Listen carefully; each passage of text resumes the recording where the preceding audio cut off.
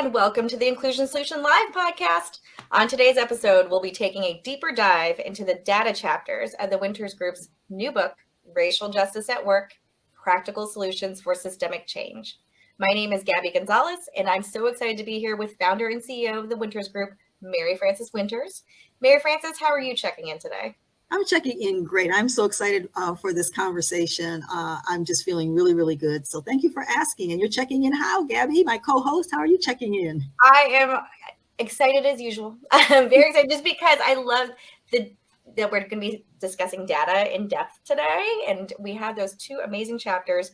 And I love that Thamara is here too to discuss, and our special guest. So we're going to be talking about accountability through data with Pam Abner, who's the VP and Chief Diversity Operations Officer for Mount Sinai Health System, and then Thamara Subramanian, Equity Audit and Strategy Manager and contributing author to the book. So very excited. Very excited.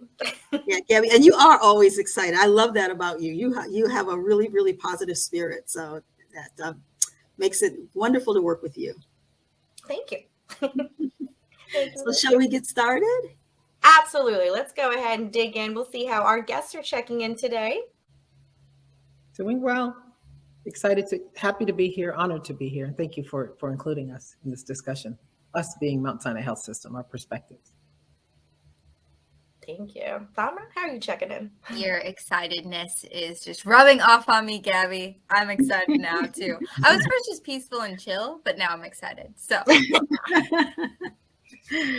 okay, great. Well, glad to have you all here today.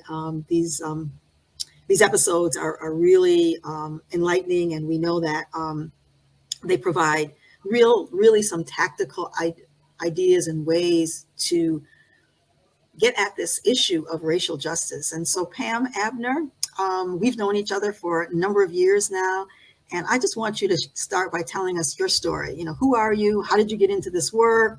What brings you joy from it? What are you passionate about? Sure. Just tell us about you.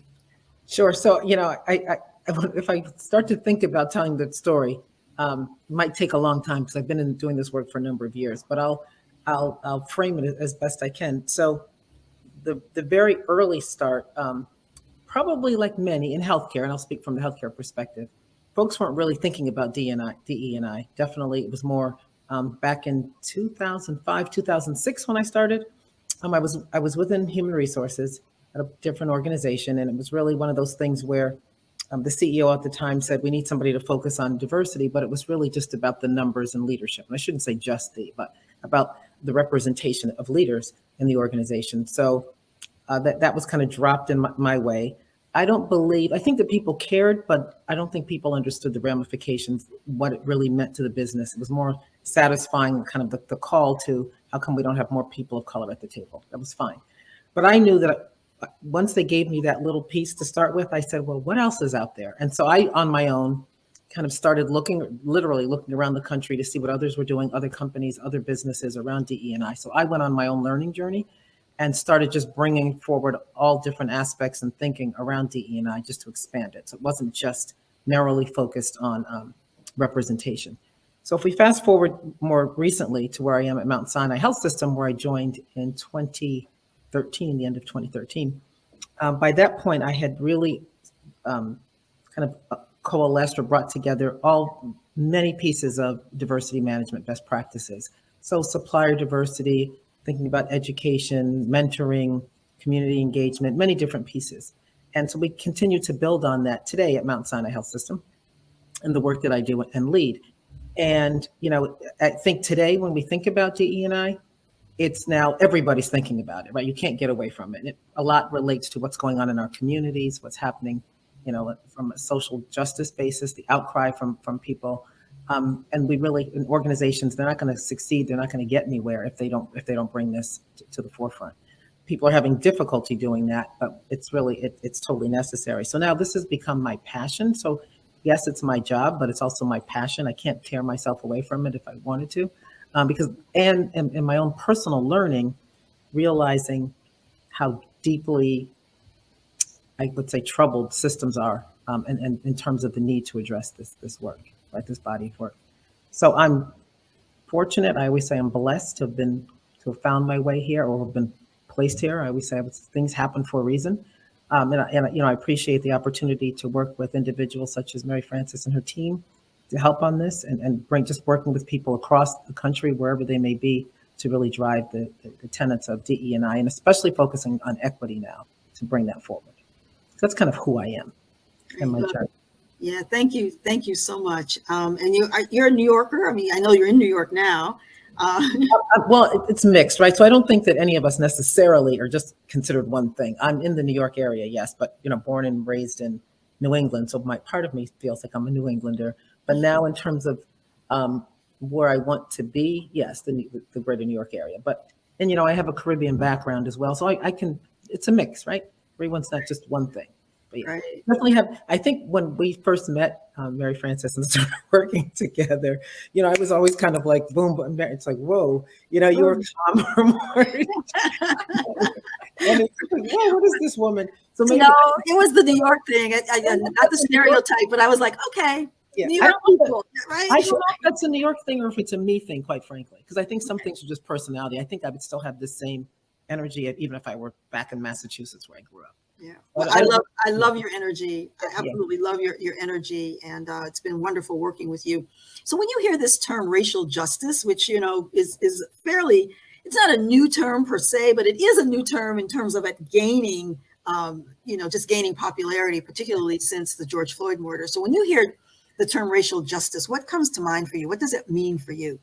So I'm going to answer that by speaking on a different point first. I think that a lot of folks get hung up on all these definitions and what things mean, and it's all mixed and confused. So while I appreciate definitions, and obviously they're needed in our language and our ability to communicate, I like to think of racial justice as really, we need to recognize the harm that people have experienced, right? Bring that to the forefront. And I always speak of centering those who are marginalized and understanding the trauma that they faced and continue to face on a daily basis. So many people don't understand that. So again, definitions aside, I just like to kind of get to the heart of the story instead of trying to put out just a word and defining it, right? What are we really talking about? We're really talking about individuals who, because of their background or their race, have endured, centuries of trauma, hasn't been recognized for whatever reason, and we can talk about that. We know the reason structurally why people were held back and others were able to advance, but really recognize that and start to address how do we move forward, make reparations or at least recognize that harm and stop the harm that's continuing. So that's the way that I look at it. Great, thank you. That's exactly the way we look at it as well. And data is so important to that, right? Data is fraught with its own issues as well, because right now we're seeing that there are people who are trying to squash the data and not share and not allow us to see what the truth is. I know I wrote a chapter in the book called The Problem with DEIJ Data, and sometimes it's because it's so compliance focused, right? And it doesn't look at the interactions and the interconnections of the data. Sometimes you don't get accurate data even from those who have been most marginalized because they're afraid, to speak up. And so there's just a lot of issues with the data. And Thamara wrote a chapter with actually a 4-step process to actually uncover the roots of what we call dominant culture, the dominant culture perspective, and also to look at data from a racial equity lens. And you use that terminology as well. So Thamara, why don't you talk a little bit about your chapter and why you wrote it and how it relates from healthcare. I know your chapter wasn't necessarily just around healthcare, but I know that you have that background. Yeah, thanks, Mary Frances. So a lot of what my chapter stemmed from, and now thinking back to, I was thinking about when you were talking, Pam, about the beginnings of why I got passionate about this work and how my passion became my work. And right after college, I did AmeriCorps, and I worked in a federally qualified healthcare center in Northwest Chicago. My role was doing nutrition education, and we had this really, really old EMR system. in FQHCs, you kind of get the bare bones of everything and you have to work with it. Acronyms, Thamara. What is it? Federally Qualified Health Centers, Thank FQHC. you. And so because of that, and the electronic medical record is EMR, by the way. And because of that, I would get a lot of patients coming in for nutrition education, but none of what they were doing or any of the information that I collected. For example, they didn't have a lot of grocery stores nearby. They didn't have transportation to even get to the healthcare center. And none of this was actually being billed. And because of this, the federally qualified healthcare center was not getting as much money, was not being able to serve the population it was wanting to serve. And that's when I realized, hey, this is one of the systemic issues we have, which is we're not really getting the full story of healthcare within our data systems and how we collect it. And we're also not valuing that data as important to what patients need. So that was one of my first introductions to, how can I do this and try to make a difference in this space regarding data and how we collect it. And so my chapter shares a 4-step process and using both qualitative and quantitative data, but really looking at not just what kind of data is collected, but how we collect it. So making sure that we are hearing from underrepresented communities, making sure we are not just hearing from, but also then analyzing it in a way to unpack those root causes of injustice. So I share a couple different frameworks in the chapter as well on how to do that, and then how to really synthesize a mixed method approach. I think oftentimes in the medical space, quantitative, so numerical data is prioritized. It gets funded more, the research gets funded more. And I hope to use this chapter as a way to kind of inspire people to think more about mixed methods and how that can be applicable and real. Because for me, at the end of the day, data points are so dehumanizing. Just a number for a person and their livelihood can be very dehumanizing and inactionable, and just continues to perpetuate inequities. So that's a bit about my chapter. Yeah. Thank you, Thamara. Just everything you're saying so resonates. And it just makes me think back to just my own personal experience with using data in this work. To me, having the data was something that gave me confidence, because it made me feel like, okay, I'm not just imagining these injustices. They're actually happening. I have the numbers to prove this, or the other data too. Now pivoting back to Pam here. So what are you doing at Mount Sinai relative to data collection with like a justice-centered lens? Sure. So again, thank you, Gabby. I have to start by telling a story, right? And my take on data. So you're right. Organizations always use data, especially in healthcare, hospitals, data reporting. So what I noted, and this again dates back a couple of years, right after the George Floyd murder, having discussions with some of our senior leadership about data. So oftentimes reports would be done on whatever the criterion, whatever the medical outcome, doesn't matter. But it would be aggregated data. This is what happened to this population, right? Period. And the population was X, whatever that was. And I remember saying to them, but we need to be more discreet and look at what happens within groups. Because when you look at aggregate information, you're seeing everything as a whole. So we started to then use information to, as we say, drill down and break that out by race groups, race, ethnicity, and also look at other factors as well, language, zip code, other factors, right? And then you start to see where variances may occur and where there are potential disparities. But backing up a bit and going back to where you were, Thamara, in terms of data collection, to me, that is probably the most important thing, is how you get that information. So again, short story, probably 2014, 2013, soon after I got to Mount Sinai, in conversation with staff who were frontline staff, business associates collecting data, right? Patient data as they came into the clinics or other parts of the organization. They were all people of color. I was having a conversation with them, happened to be around bias, right? Doing a session with them on unconscious bias. And just by chance, we kind of moved into this discussion of what did it feel like for them, because they were all folks of color, frontline staff, and how they collected patient data. So they revealed to me, and then I later revealed to the organization, that we had there were not good practices in place. So people, and this is not just true at Mount Sinai, I'm sure it happened or happens in most places. There was no importance given to how you collect the data. People were told And this is actually codified in even some policies, right, that as being acceptable from CMS or others in the past. You can just guess what someone's background is. You could look at someone. I could look at Mary Frances and say, well, I think she's Black, and just check that off. If you didn't know, don't worry about it. So at that time, and again, this is not unique to our institution. So at that time, there were vast numbers of what we call unknowns, right? No information, right? You go to the record, no information. So then when you go forward and you're doing analyses, how are you then analyzing and getting any credible information when you have vast unknowns in terms of background? So we made a point, and this is again work that I harnessed, still do today, kind of own and brought forward at Mount Sinai, is we did a wholesale change on how we collect patient information, self-reported, put a new process, procedures, literally went around to each hospital, and I spoke to frontline staff, those who were in those chairs or seats or on the phone collecting information. And my team today, we now oversee still what we call the data integrity, right, for the institution. And that's for all aspects of anything clinical.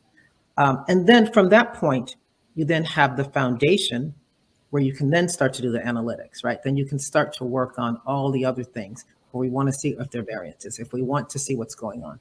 But the other important thing that I have to say, I can't get away from this. So we've actually set and established a governance system for data, right? Again, work that my team and I have put together, where one, it's the data collection, right? So staying on that always, right? And continually working with our staff and also our community. We went to our community and asked them, what makes you comfortable or uncomfortable about answering these questions, right? Because sometimes people are saying, why are you asking me about my background? What does that mean? So we did a campaign very specifically targeted toward that with our community, brought folks in, did patient focus groups, even put posters up in some of our ambulatory centers around this is why it's important for us to partner with you on this information. And then secondarily, which I also think is important, and we have the advantage of being an academic medical center, we engaged our researchers in our process so that there's one thing to have the data, but then how do you really look at it? So if individuals who are not skilled in that, by statisticians or other researchers, they may misinterpret and misuse data, not with any malice of forethought, but just because they don't know. So for instance, we learned, during COVID even, that when you see those spikes, and we saw, higher numbers of Black or Latino people who had bad outcomes or mortality rates, people could start to think, well, there's something wrong with those people. They're Black or they're Latino, therefore they're supposed to die, right? That can get very misinterpreted. So we did a lot of work again with our quality leaders. Kudos to, I do say to Mount Sinai for taking that on and saying, yep, we're going to do that. We're going to listen and we're going to learn. We brought the scientists to those clinicians, right, to say, this is how we use data. This is how you do your analyses. This is where we can determine if there's really something. And race is not causal. That's one of my favorite phrases. It's not because there's someone who's from a person of color. Race is not causal. It's an indicator, but then we go back to looking at what could be causing these variances. And some of the things you mentioned, housing, education, food, transportation, et cetera, et cetera. But you have to bring all that together when you're talking about using data to advance health equity. So again, I can stay in this space for a long time and talk about the work that we're doing, but I really do think we have created, we actually have created a tool that we use internally between, again, using the data that we have now. So we have the capture rates on patient background. We went from having, like, when I say capture rate, completeness, whether that field of background information was there or not. So we call that our data capture rate. And our goal is to always have that at around 95%. And again, our team we constantly pull and look at information, again, across the system and see if we have any variations. And we go out and talk to folks about getting that better. But then also working with our clinical leads to say, now let's start to think about the division that you run. Mary Frances, you're running, whatever clinical department. So let's bring a lens of equity to that and start using data and create hypotheses around where we can start to be analytical. And then we help them get that data, draw some numbers, to pull some numbers together and just start to look and see if there are any cases where we want to go deeper. So it's a lot of work, but that we've created, I would say, like this hub for bringing equity forward, bringing that equity lens forward, and using data in a very consistent manner. So things are collected consistently across the system, right? Because you have to have that consistency. and that the data is applied in a consistent manner in our analytics. So that's my, I guess, short answer in terms of how we're using data, but that's a huge passion of mine now, because I think it's just so important. And I think we all know, the Joint Commission now has Joint Commission on Hospital Accreditation has standards on how we use data. So they're bringing all that forward, and we're already there, right? We've been doing this, and I say to people, we started this back 2014, 2015, just getting into this. So we're in a good position now, and our data is healthy, right? If I can say healthy, it's in a good place. We're confident that our data is reliable, so we can use that and then make assumptions or help us to draw assumptions and do more digging. Yeah, both you and Thamara talked about, data integrity, which is so important. And the other term I want to bring up is that you're interrogating the data and not just analyzing it, because it's one thing to analyze the data, but when you say now we're looking, it's like it's not because people are Black that these or Latino or yes, whatever the group that they have these. So that's where you get to the interrogation, right? And looking at the causal piece. And so that's one of the things that we talk about in the book as well, that we haven't in the past. Part of justice is making sure that we have the information, that we understand why we're not getting it. And the other reason that people may not give information is that there's a trust, right? There's a trust issue there, right? Why do you, like you said, Pam, why do you want this information? What are you going to do with it? Because we know that there's a history of, in healthcare, of treating people of color poorly when they are in experiments and share data. So it's more than just collecting the data. It's really understanding. And I love that you're trying to get to 95% of our capture rate. Yeah, but it's also how you ask the questions, right? So we were very careful. That's why we brought the voice of the community in. They helped us frame how we ask the question. And we listen to them, right? Because again, I think that's so important in doing this work. You have to get the perspective of others. And there will always be people who are not comfortable. We all know that.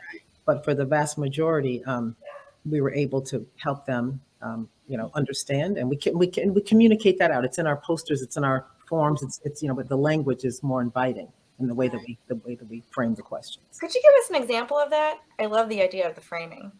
So how would you, how do you identify, or we start off on the form that we use. We're asking these questions because we want to work with you. We want to help identify areas where we can help provide services or improve the outcome of care. So, we don't say, are you Black, or are you white? We ask people, how would you describe yourself? Tell us about your background. In that way.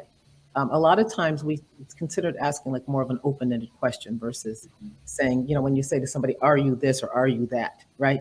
You ask, how would you describe yourself? Or what things are, or how do you associate? And that plays out in particular when we start to get into questions around sexual orientation and gender identity, which is part of our data collection focus too. So it's not just race, ethnicity, it's that language and what we call SOGI data. So asking people about their partners and their background and how do they identify, but in a way that's not making them feel uncomfortable, in a way that they can respond to us. And so that came in, that was part of our design as well, because we want those factors. Because again, we also look at differences in care and outcomes among populations based on their sexual orientation and gender identity as well. There are many things, again, that factor into these analyses where you want to look at where they're equitable or not equitable practices taking place in an organization. And that goes back to Thamara, what you were saying about the mixed methods and the qualitative, because it is asking that in an open-ended way is more of a qualitative way of asking than a quantitative, like check the box, right? Yeah, I think like social determinants of health data is really hard to capture as just different categories, because everyone has so many different life experiences and where they live. And exactly as Pam, what you said, it's so varied, and why box people when you don't have to, especially when you're collecting this type of data. Yeah. And the other thing that's difficult, and I think anyone who does this work anywhere will note that just capturing, if we just go back to race ethnicity data, just the way that has been organized in this country, race as a social construct, people don't describe themselves necessarily in the boxes, as you say, Thamara, and that exists, but we have to work within the framework of what's in our society. Hopefully some of that will change over time. There is some pending legislation or talk about not having Latino and Hispanic as an ethnicity but making it a race, because it gets a little, confusing. You start off by saying, typically the first question is, are you Hispanic or Latino? And then what is your race? But if you have a conversation, as a secondary question, but if you ask someone who is Hispanic or Latino what their race is, oftentimes they're like, I don't know, because everyone, it doesn't really add up that way. Right. That gets very confusing, but we address that by asking the question separately as it's, required. And this is the other tricky part.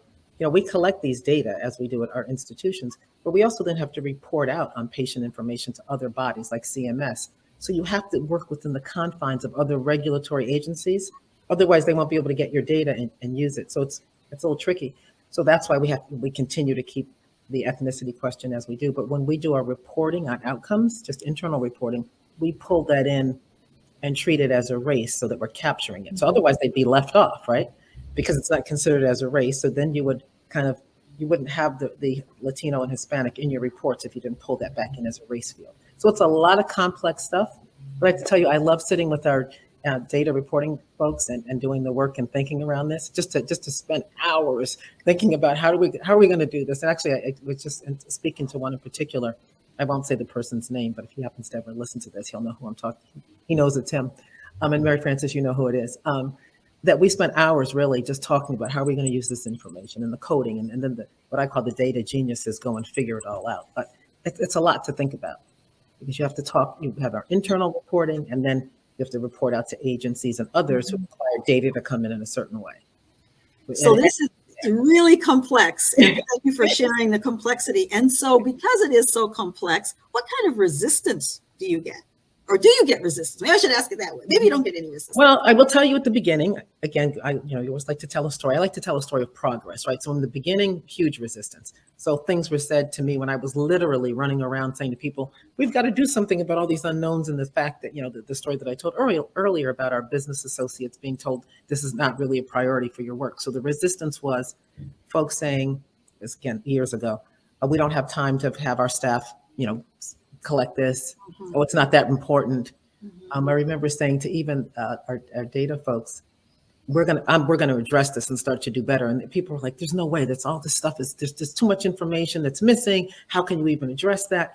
So I will call that resistance. And I had to really, really personally fight a lot to get there. And I did to do a lot of things that were really off the radar. To advance this focus for the organization. So that was early resistance. Now, I will say no. We don't have resistance in the system. It's people are appreciative that we have gone this route and that we are in a much better state. Resistance in general around the work that we do, or you meant just around? I just want to make sure I'm answering your question around the data, or you just mean in general around racial justice? In general too. Why don't you share a little bit about general? I think that if we're talking just racial justice, why are we focusing on this? I think that there are enough people who understand now why we're doing it. But I also believe that there's still a lot of people who haven't engaged in the learning to understand, because I just did a session with some individuals at one of our hospitals a few days ago, and I could just see in folks' eyes when I talked about trauma and harm and the need for racial justice that people just didn't even think about it. So by not thinking about it, to me, that's resistance, right? By not even going there to bring it into your scope and your thinking. So, no one's like writing notes and saying, go away, I'm not going to do this. But as you know, and we say this all the time, by doing nothing, you're still upholding all those racial inequities, right? And you're upholding those structures. So I think the resistance is getting people kind of off the dime to speak and say, you gotta come meet us in this party and start doing something. So that still exists. We definitely have made inroads. The organization at large, absolutely. Our leadership are on board. I mean, and Mary Frances works with us. That's the work that she does with us. Our most senior leaders, they're doing the work. They're doing the learning. They're moving their teams. But we're a huge organization with 42,000 people, or probably more than that now. And when you look at that, all 42,000 are not in the same place in understanding. And there will always be some, even though my dream, and I think the dream of some of the other executives, we're going to set the culture in the course by this is who we are and this is what we mean. For those who are the outliers and don't want to come play, might not be, at some point this might not be the place for you. But we have to make the culture such that this is our always focus. And now, by elevating equity as a value in the organization, most presentations, discussions, work, et cetera, one has to demonstrate where's your equity lens. It has to be in there. And I always say when I do my work and when I speak, I say you can't get to equity without addressing racism. So I bring those two together. So there's no way you're going to get there if you don't bring this anti-racist thing to the forefront. It's not going to happen. Oh, such great points about resistance and just different ways of thinking about what constitutes resistance. That makes me think of Thamara in your experience. Do you have any thoughts on using data to address resistance?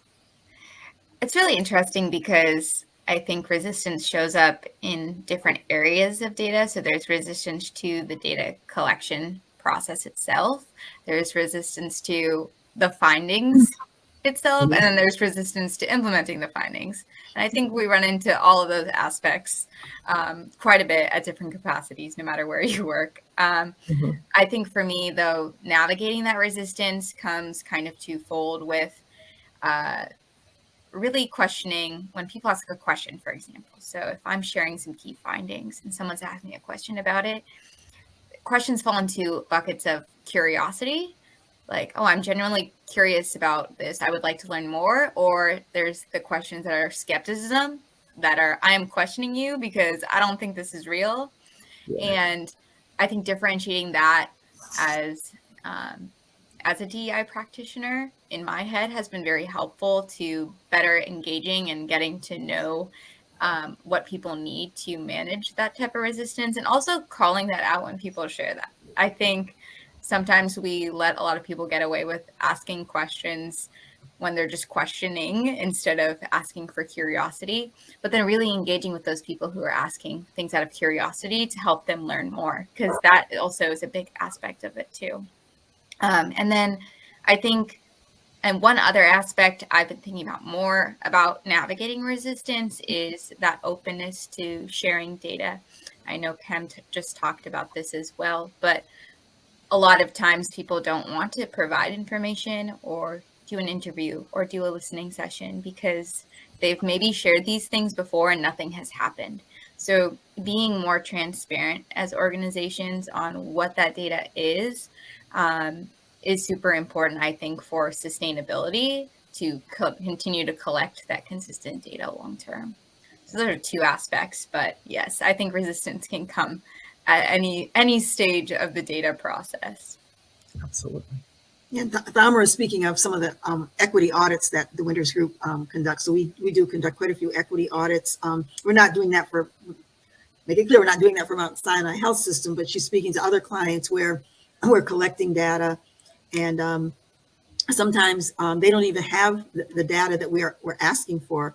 Basic data like your promotion rates.